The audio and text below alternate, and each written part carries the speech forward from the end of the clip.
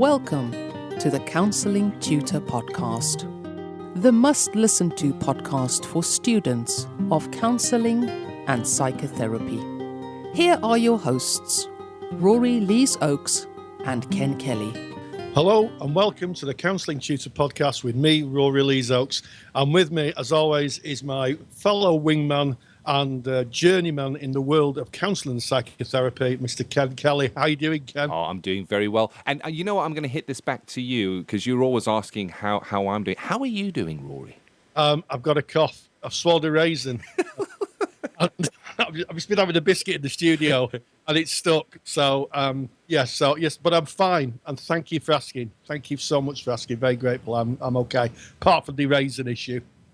It's great to be here. We have a really good action-packed episode for you today as well. We're going to be kicking off with a bit of a debate, and we're going to be speaking about the third person in the room. Again, this has come from our Facebook page. If you're not a member of the Counselling Tutor Facebook page, go on Facebook, put in the word Counselling Tutor. We're right there at the top. You knock on the door, we're going to let you in. Lots of questions, lots of support from fellow learners, from tutors, from all around the world. So we highly recommend that you come and join us there. The third person in the room is when you're counselling and there's somebody else there, somebody else in the room. So we're going to be debating that in just a moment. Rory is going to be treating us today to an introduction to the 19 propositions. This is a tough bit of theory that I know learners really struggle with. And Rory has got some great ways of describing and explaining this. He's going to be bringing that today in Theory with Rory. Going into skills, we're going to be looking at working with metaphor, and then we're going to be going into Ask Ken and Rory, where we're going to be looking at what your philosophy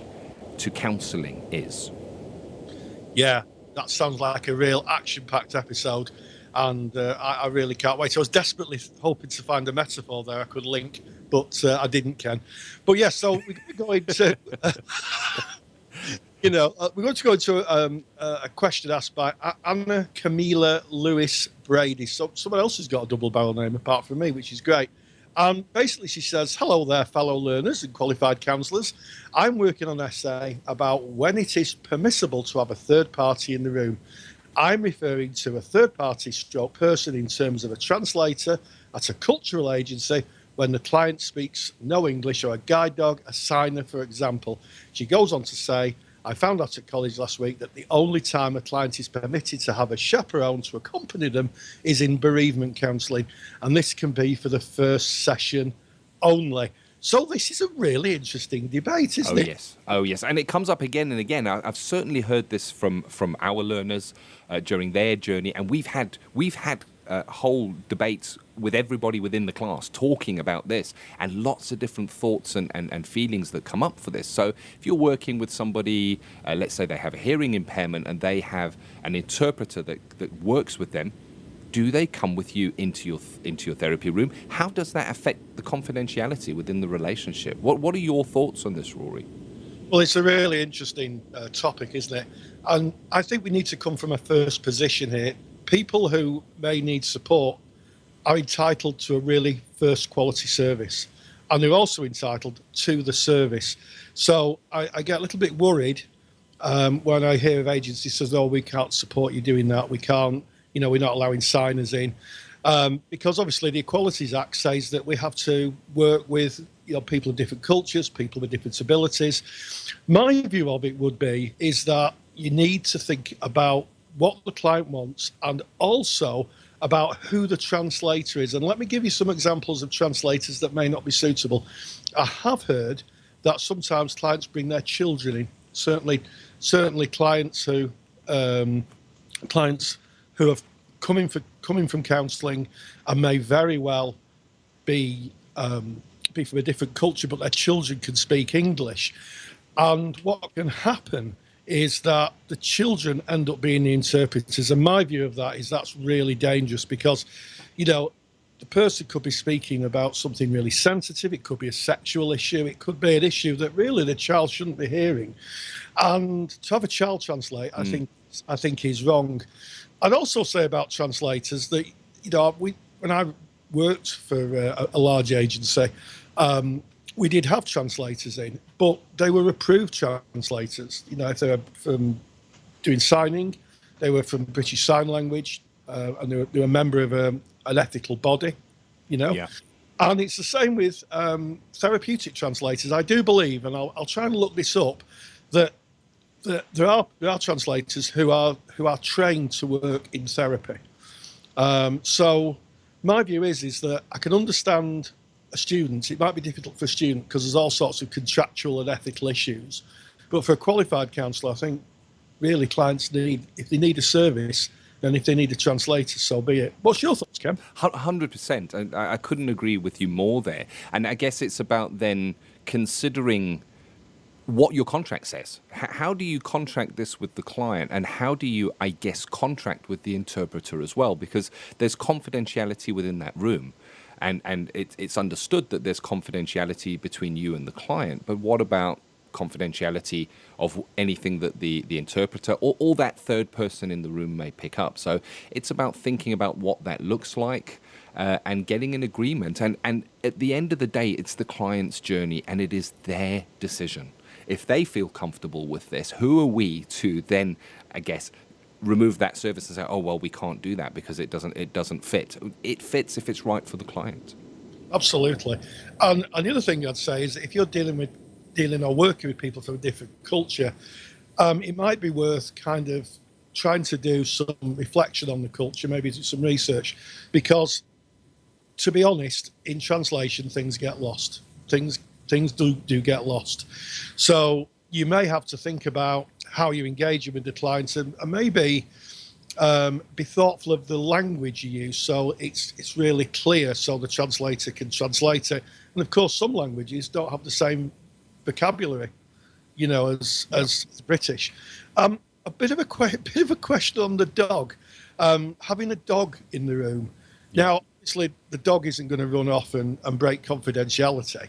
But if you've got someone in the room who's maybe got a sight impairment and uses a dog, one of the things that came up in one of my classes was that one of the students said, "Oh, I like dogs. I'd love to pat them on the head and you know, tickle their ears and you know, things that people who like pets do." And I had to kind of remind them it's a working dog. Yeah. So if you do that, the dog becomes quite confused. The dog has been trained to complete a task for the person whom the dog is helping. So if you start treating it like a pet, what happens is it becomes very confusing. So if you are working with someone who's got a dog, that can be hearing dogs, there can be dogs for people with sight impairment, then be very thoughtful that that dog is actually trained to help and isn't a family pet. I know it sounds a bit harsh, but you know, I can remember many years ago when I was in Liverpool, before I was an educated person, patting a guide dog on the head and getting really told off by the owner. Yeah. And I get that. And it's interesting that when we're talking about this, we're looking at people who need support. So have a think about how it might be for you if somebody arrives at your therapy room and they maybe don't need support, but they ask to bring somebody else in, where somebody presents for therapy and says, "Oh, can I bring my mum in? Because I feel a little bit safer if my mum is sitting." And it certainly happened to me. It happened to me when I was in placement, Rory. That was an interesting one. And the way that I worked with it then was I said, certainly bring your mum in for, let's say, the first 5 minutes, and then maybe your mum could wait outside so we can have a little bit of a chat to see where you're at. And this was not a therapy session. This was an assessment. It was a first session to kind of gauge where that client was at. And it was interesting that in this case, as soon as the mum had left the room, the client felt able to speak differently and more truthfully and more honestly about where they were at.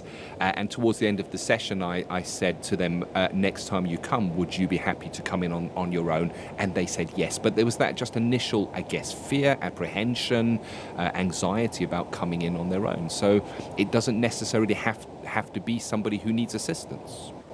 No. And sometimes people just need a little bit of support, a support worker or a friend, because, you know, for some people going for counselling can be quite scary. Couple of things. If you have a signer or anybody in the room, make sure you get their details, who they are, contact details, what their relationship is. And I would say that if there's someone interpreting through language or signing and they're a family member, then I would be politely but quite firmly saying, I really don't think this is appropriate, because what you're doing is you're hoping that the family member is going to be neutral, and 100%. it may not be the case. And in fact, there was an interesting court case a few years ago where someone was using an interpreter to give evidence, and when the evidence was finished giving, someone in the jury who was a native speaker of the language of the witness approached the clerk of the court and said, "That's not what they said. Wow. That's Wow. not what they said. What It's they said, tricky. What they said was this." And then they had to get another interpreter in, and so so you need to do that. I think for students it's a big ask. I think it's one of those things that you may be speaking to your supervisor about, and also taking advice from tutors. But we mustn't dismiss people because they're not a stereotypical single person who can speak English who doesn't need any support.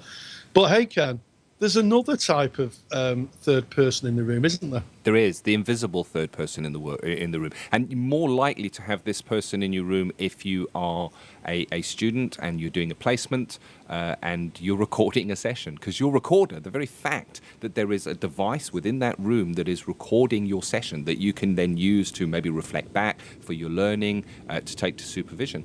There's another person in the room, and it's about contracting that. It's about speaking to the client, and it's about recognizing, does this influence the therapeutic relationship?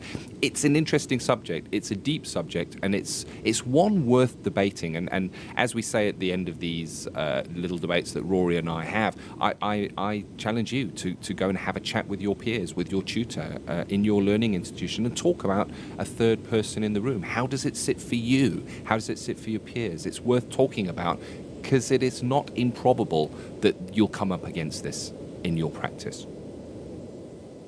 Absolutely, Ken. And I believe that the conversation's so important. And just one final observation: if you're recording, buy yourself a proper recorder. Don't use your phone. The ones we use at college, once you've deleted the recording off, as I know to my as a note to my angst, they're gone. You can't get it back. With phones, people exchange phones, and you don't want confidential information on the phone. So it's worth investing, if you are going to have that third person in the room, in a dedicated voice recorder. With you bringing that, Rory, you know what I'm doing? I'm making a note here. I'm actually going to bring recording sessions into one of the skills with Ken's, because it's so important. I remember as a tutor having recordings that are brought in for case discussion or even for evaluation, and the recording is and you can't hear what anybody's saying. So if you are, so we'll definitely put that one side and maybe cover that in a separate topic. But of course, we've got theory with Rory that we're about to jump into now. We're diving deep. We're diving so deep that we're going to cover this in more than one session. Rory, can you share a little bit, just the tip of the iceberg of what you're going to be covering in theory with Rory? Well, we're going to look at the philosophical position, one of the pillars of person-centered therapy, which is the impenetrable, wordy 19 propositions. Oh. And I'm going to decode them. I'm going to give a freebie away. I'm going to give you my decode sheet, decoding the 19 propositions, case studies. And we're going to talk a little bit about Edmund Husserl, who talked about what phenomenology is. And he said, back to the things themselves. More on that later. Counselling Theory with Rory Lees Oakes. Ask any students of person-centered therapy which is the toughest theory to understand, and they may very well point to the 19 propositions. The 19 propositions forms the three pillars of person-centered theory and stands alongside the easier to understand 7 stages of process and the 6 necessary and sufficient conditions. The 19 propositions is wordy and is steeped in psychological and philosophical language of the 1950s. And in fact, the theory first appeared in Client-Centered Therapy, published in 1951 and written by Rogers himself. To understand client-centered therapy, you need to understand the key to it, that of the philosophy of phenomenology. Developed by Edmund Husserl in the 1800s, it moved away from a scientific method into a method of perception. All phenomenology takes place from the phenomena, in other words, what you experience. A phenomenon is essentially what appears to someone their perceived experience. Have you ever stood watching the traffic go by? Ever stood in a shopping centre watching people walk past you? If you have, then you're taking part in a phenomenological experience. You are making sense of your world as it exists and develops around you. And this is what drove Rogers to develop his theory of personality and how people understand their world. Edmund Husserl, the philosopher who developed it, would have called it back to the things themselves, a move away from scientific rigour and a move to try and understand individuals' perceived experience as they perceive it moment by moment. So let's have a look at the 19 propositions and let's try to decode them. Let's try to put them in contemporary language and also link it to the way clients may very well experience the 19 propositions in their own lives. And in this section of the podcast, I'm going to do the first 8. And in next week's podcast, I'm going to do the final 11 of them. And I'm also going to give away a free handout, which is part of the course guides that we sell, called the 19 Propositions Decoded. So if you go to the website, www.counsellingtutor.com, look for episode 13, there'll be a download and you'll be able to download this decoded handout to allow you to understand, hopefully, this wordy theory better. So first of all, Rogers talks about in Proposition 1, all individuals, or organisms as he called them, exist in a continually changing world of experience, which he called a phenomenal field, of which there are the centre. So if you're stood in the shopping centre, or you're stood at a football match, or you're just sat watching the world go round, you may be sat in a field somewhere, the organism is you as a human being, and the phenomenal field is what you experience, what you sense, what you hear, what you feel, what you touch. That's the phenomenal field. Now, decoded, this easy proposition, because they are linear, they start the easy ones and make their way through, is I make sense of myself, others, and my world based on my own consistently changing experience. The second of the 19 propositions says the organism reacts to the field as it is experienced and perceived. This perceptual field is reality. Doesn't make it easy, does he, Rogers? So a decode of that may be my sense of reality is unique, formed out of first what I experienced, and secondly, how I process and understand my experience. It's my story. So this is very much linking to client work. You know, you could use this in a quote where a client's telling you about their story, about their experience of something. They're saying basically that they're reacting to what they've experienced. Proposition 3. The organism reacts to the field as it is experienced and perceived. This perceptual field is reality. So the perceptual field is actually, again, what we see, feel or hear. It's our perceptions. A decode of this says my entire way of being and doing arises out of my personal sense of reality. So say, for instance, you're thirsty and you want a drink of water, then you will react completely to that and walk over to a tap or maybe get yourself a bottle of water and pour it out and have a drink. It's as simple as that. Proposition 4. A portion of the total perceptual field gradually becomes differentiated as the self.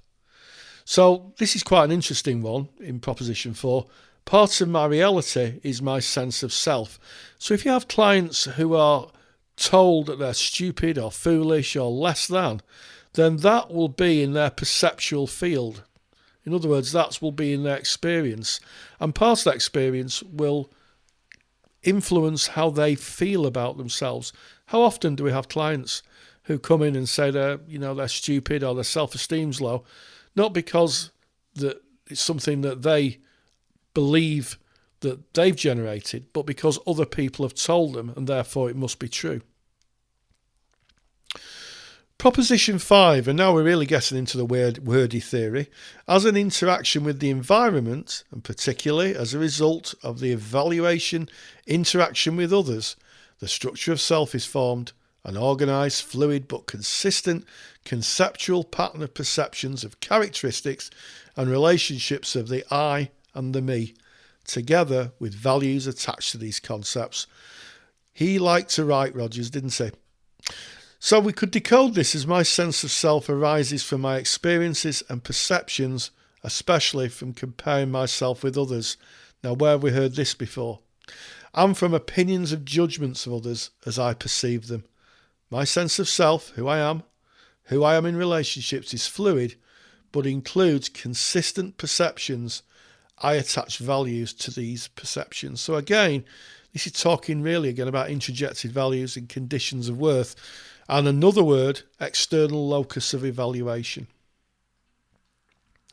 Number 6, the organism has one basic tendency, and striving to actualise, maintain and enhance the experiencing organism. This is basically Roger's idea of the force of life. You ever seen weeds grow through concrete, or plants grow in places where you wouldn't have thought they could have existed? Well, this is what he was talking about. Rogers believed not only humans had a basic tendency to strive and grow, but everything that lived.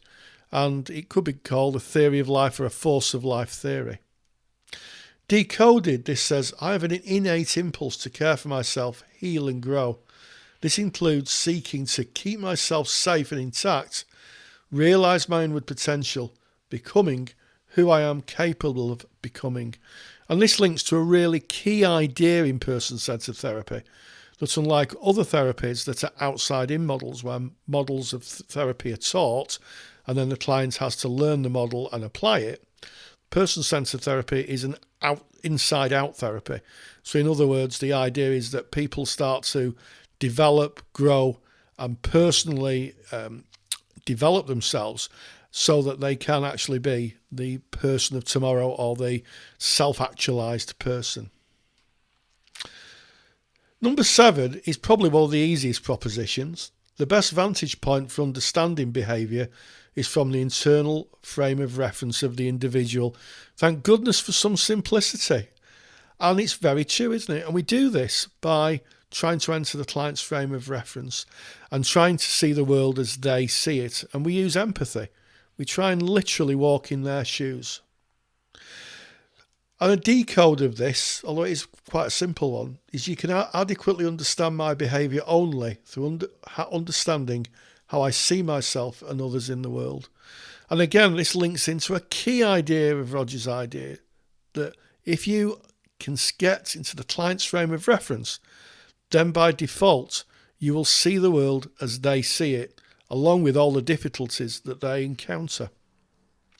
And finally, at least in today's podcast, is Proposition 8. It's one of my favourite propositions. Behaviour is basically the goal-directed attempt of the organism to satisfy its needs as experienced in the field as perceived. It's kind of an interesting one, that. And basically it says, I behave as I do in order to meet my needs as I experience and perceive them, and as I experience and perceive reality. So if you're leaning over to get your sandwich, maybe you're listening to this while you're having your lunch or something to eat, or you're driving your car, you may be driving to college or to work and you're hearing this podcast, your behaviour is goal directed. In other words, what you're doing to get to where you need to be is generated by your desire to do it. And that is Proposition 8. All behaviour is goal directed. And it's one of the ideas that gives us probably the most difficulty, because sometimes people's behaviour isn't easy to understand. And once you understand that their behaviour, then you can understand them. And that might take a little time in the therapy room. So I'm going to wind up this first 8 of the 19 propositions. I'm going to do the rest of them in the next week's podcast. And I'm going to give away the free giveaway of the propositions decoded. So this has all the propositions in, and you can decode them 1 to 19 and a little bit of an explanation on how he developed them. Really important theory. any time that you're writing an assignment and you're referring to the person-centered approach to counselling, the 19 propositions is a massive part of that theory. And it's so misunderstood. And when I did a Google search, preparing for the podcast, there's so little out there. And what you do find is very wordy, it's very heavy, and I think that Rory is really just making it so easy to understand. So very grateful there. And don't forget, if you want to get Rory's freebie giveaway, you can get that by going to today's episode, and that is, of course, counsellingtutor.com. Click on the podcast episodes. It's episode 13, and that download is right there at the top for you. Thank you for that, Rory. Oh, it's my pleasure. And what are we doing in Skills with Ken? Well, today we're going to be looking at metaphor again. We're now in the more advanced skills, I guess. So how do we work with metaphor? Is metaphor powerful? What can metaphor do in the counselling relationship? Counselling Skills with Ken Kelly. Let's take a closer look at working with metaphor and simile within our counselling relationships. And I guess the first thing to do here is to define what metaphor and simile are. There's often confusion amongst my learners of what the difference is. And I guess a way of maybe putting that in plain English is that similes tend to hit you over the head with the comparison. They tend to use very definite words such as like or as. So I take an example of a Bon Jovi song, My Heart is Like an Open Highway. That's going to be a simile because it's got that like word in it. Now, a metaphor is a word or a phrase that you can use, and it does make a comparison. It makes a comparison between people or places or things, but it's almost like a culturally accepted norm. So people from the same culture would understand the metaphor that was being used. So for instance, if I was to say to you that Rory is like a walking encyclopedia when it comes to counselling theory, I think you're going to get that. He knows a lot. So it is definitely a metaphor, walking encyclopedia. So you are going to come across metaphors and simile within your counselling relationships. And what are the examples of what you might see? You might have a client that comes in and says, "Oh, I have a knot in my stomach." Well, the truth is they don't have a knot in their stomach. They are using a metaphor to describe a feeling that they are having. Or they may say, "I feel like a caged animal," using that simile. So why is it that clients will use these metaphors, these similes, in what they bring? Basically, I guess it's a shortcut in language. It creates an understanding between two people. But it is also sometimes easier for the client to speak in metaphor, simile, in pictures, in abstracts, than it is for them to speak about the real pain that they're bringing. Now, the truth is, when somebody comes into therapy, chances are they will have spent very limited time within their life actually naming the feelings that they feel. Now, as counsellors, as psychotherapists, part of our journey, we are encouraged to keep a process journal. And a process journal is fantastic in that we get to look at what we felt within the day and start putting names to those feelings that we have within us. So we get to understand them. It becomes a language that we are comfortable with. But for a client, they come in and it's almost like they have an illiteracy in this area. How often in everyday conversation do we find ourselves talking about feelings? It is rare. We may use very simple feelings like, "Oh, I feel a little happy, I feel a little sad, I feel a little down." It's hoped that as counsellors we would have a better understanding, a better grasp and a better vocabulary of feelings. And you can go back to episode number 5 of the Counselling Tutor podcast, and there's a feelings list that you can actually download there, which kind of, I guess, outlines some words that we can use. So if we're talking, say, about being afraid, we could use apprehensive, dread, foreboding, frightening, mistrustful, panicked. There's a whole pile of words that we can use to tag on to those feelings that maybe clients don't have access to. So they default to what they know. And it's easier to speak in pictures. If we go to children speak in pictures. Children speak in metaphor and simile all the time. Children understand if we speak in metaphor and simile. So it's very common that a client will come in and say, "I'm wound up like a coiled spring," meaning that they're really tense. So that's the examples, the way we might see a client bringing the metaphor and the simile into our counselling relationships. I think it's important to point out that it's not just the client who can bring this into the relationship. We, as counselors, can do that as well. We can reflect back in metaphor and simile what we're seeing. Here's the thing. Metaphor and simile is about empathic connection. That's what it all boils down to at the end of the day. It's about two people in a situation with a joint understanding. And that's where metaphors and similes are really strong. So it's quite accepted for you, the counselor, to bring something in, something like, wow, it feels like you might be drowning in your life.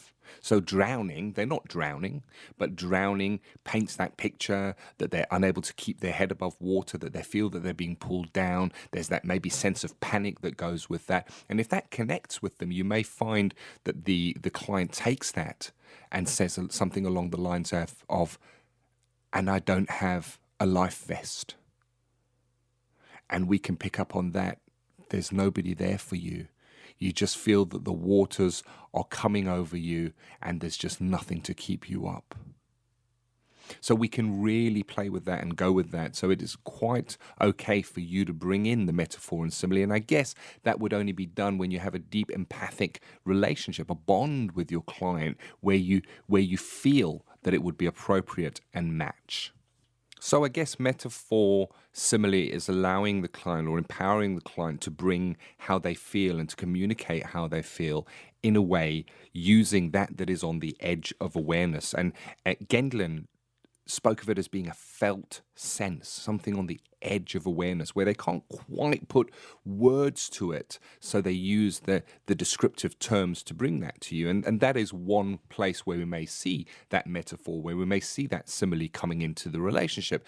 But it is also maybe easier to talk about the metaphor and the simile than it is for the client to actually speak about what really happened.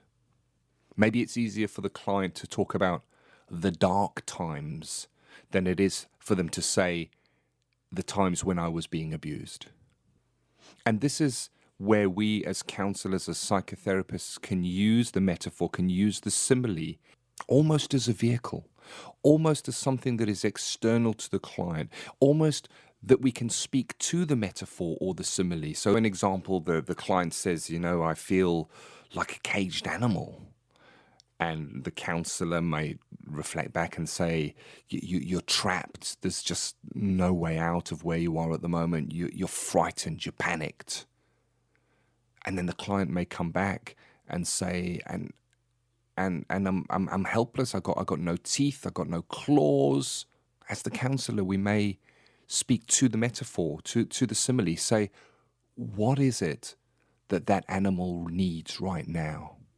So we're speaking almost third personally to this client that is in the room. We're speaking to what they've brought, to that scenario, to the picture that they have brought, because there's safety in that picture for them.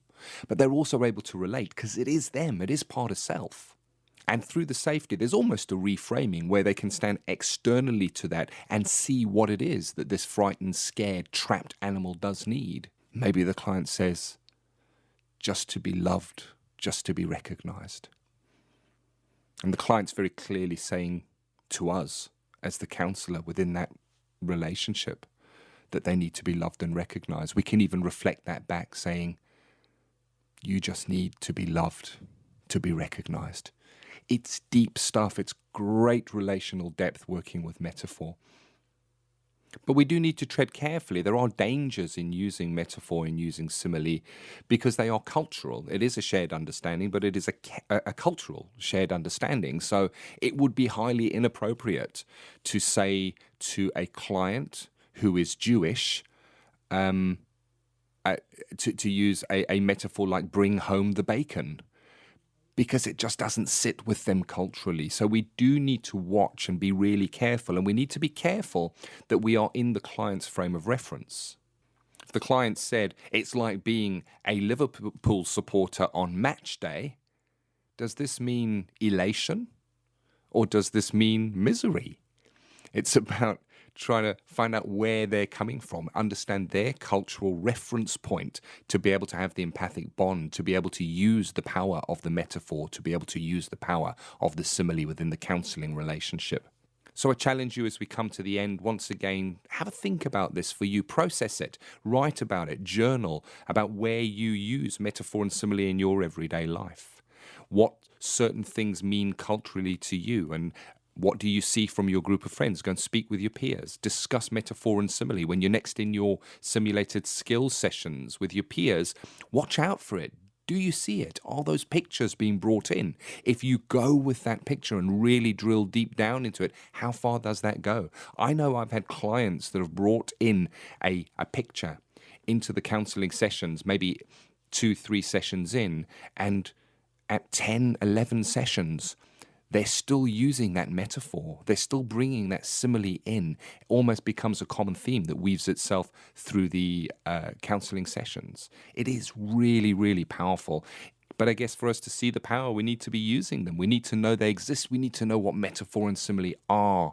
That was 10 minutes of me speaking about metaphor and simile, and that really was just scratching the surface. If you are a member of the Counselling Study Resource, you can log in, and in your dashboard, right down the bottom under the CPD, Continued Professional Development, there is a 35-minute interview with Jonathan Lloyd, where he really goes in depth into how metaphor presents itself within our counselling relationships, how it can be used from different approaches, from person-centered, looking at a more psychodynamic view, looking how metaphor might be used in transactional analysis. So if you want to go and have a look at that, and you are a member of the Counselling Study Resource, highly recommended. And I do hope that this has been useful for you. Wow, just so important. It's the metaphor and simile that clients use that really give us a window and a door, and it's a gift. It's a gift. They open the door. When the client uses the metaphor, they're literally opening the door and saying, please walk through it. This is how I view the world. So just really useful. And I just was fascinated listening to it, Ken. I loved it when you taught it. So just to revisit it again, it's just such a great pleasure. So we've got to go on now to have a think about Ask Ken and Rory. And Ask Ken and Rory is going to be about philosophy of counselling. What has your philosophy of counselling changed, Ken, at all through the years? Oh yeah, and I guess it changes all the time, and it's about being open to new experiences and changing that view on life, the frame of reference we have. Rogers, I guess, I love Rogers. I'm a person-centered counsellor, so I'm going to refer to Rogers often, and he speaks about the 7 stages of process, about loosening that self-concept, and it's a life process. It's not just something that happens one day. So certainly my philosophy and my outlook on who I am as a counsellor and my, I guess, flavour of counselling has changed a lot, and it continues to change and be fluid and be idiosyncratic in that it will be different with different clients. It's just the way it is for me, and I like what Rogers said, where he said that the person-centered approach to counselling will be as varied as the people who practice it. Absolutely. I mean, this is the thing. If you're trained in a model such as TA or CBT, you have to apply the model, and the models can be varied. There's different types of models in CBT and TA, but in terms of the way of being, I think that is really uniquely the client. And we'll talk sometime about the dodo bird effect, where they say that the relationship's the best arbiter of good outcomes for clients. But Ken, I was sat in class the other day, and one of my learners had a way of being, Carlo book, A Way of Being, his final book, which I think he published in '85. And I remember looking at the back of it, and it just took me back to my student years. So touched, so influenced was I by Roger's view of what he called the person of tomorrow. Yeah. The person of tomorrow will be interested in ecology, they'll be interested in collaborative groups, they'll be interested in real relationships and realness. And he wrote that in 1985. Unbelievable. 1985, long before the debates that we've seen in contemporary times. And it's just influenced my life so much, of trying to find the realness and the connection. And I know that through that process, I met some incredible people and still have an incredible relationship. And Ken is, of course, clearly one of those people. Oh, thank you very much. Speaking of philosophy, there are certain awarding bodies where you'll write an assignment about what your philosophical outlook on counselling is. And it kind of defines who you are. It's your USP, as they'd say in business, your unique selling point. How do you see it? And I guess your philosophy of counselling, of psychotherapy, is what you might write on your website one day. And it's what will make your website different to, say, somebody else's website. Absolutely. And it'll also chime with someone. Some soul will be searching maybe for help, for the answers that they have in themselves, and they'll come across and they'll say, that really fits with who I am or I want to become. So it's really important that we have a philosophy, that we have a touchstone, as Roger's called it, a touchstone of validity to our own experience. So, yeah, and it's fluid and it changes. And, I guess in terms of my philosophy, I have a little bit of a debate most days, Ken. Yeah. Definitely. And that's the whole thing of philosophy, is it's about thinking. It's about looking at something. And if you go right back to the very roots of what we practice as counsellors, as psychotherapists, it all started with philosophy, with people thinking and wondering and looking at different views of the world. And we continue to do that, even within our chosen modality. It doesn't matter what modality you have. Like Rory was saying, if you're a TA practitioner, you're going to work directively. You're going to have a very specific model to work to, but you still bring you. You still bring who you are into that, and you're still going to do it in your way, in your style, with your philosophy. Yeah, and it changes, and I guess one of the reasons that it's asked, I'm suspecting that I know the awarding body of this particular person who's asked the question, but it's really important that you understand your journey in the philosophy, that it's never changing, it's fluid, and as Roger said, it is this fluidity of humanity and being a human that really makes us the people of tomorrow and are able to live life on life's terms. So. Very important. And my philosophy, do you want to know what my philosophy is, Ken? You know what? I would feel robbed if you didn't tell me what your philosophy is, Rory. I trust in my experience. Oh, and that goes back to another Carl Rogers quote as well, wasn't it? I don't remember the exact quote. You may remember it better, because I know you're very fond of Carl Rogers quotes. Yes, experience for me is the highest authority. It's not the parables or the work of Freud. It's to my own experience that I return again and again in the process of becoming. And that's the quote. But here's the interesting thing, Ken. They never quote the full one. And he goes on to say, my experience is infallible, so it needs to be checked in new and primary ways. Rogers was smart enough to understand that sometimes what we experience isn't the actuality of reality. So sometimes we need to check it in new and primary ways. We have to be reflective. We have to think, is what I'm seeing reality, or is there another explanation? Rogers' work just made us all philosophers. Oh, I agree with you 100%. And there's a great quote that I'm going to match your quote now. I'm hitting back. It's like a game of tennis now. I'm going to match your quote of Rogers with another quote of Rogers. And it's about life, but it can easily be applied to your practice as a counsellor. And the quote goes as follows: the good life is a process, not a state of being. It's a direction, not a destination. And it's the same, not true, about our philosophy in counselling. Absolutely, Ken. And what a way to end this particular segment. Yeah, philosophically speaking.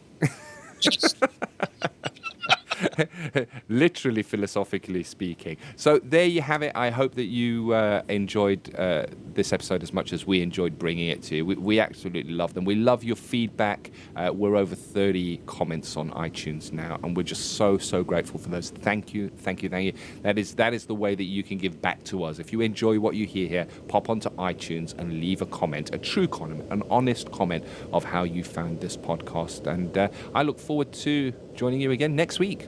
Yeah, absolutely. We think we feel that we know you all, and as always, stay grounded and stay safe. Take care.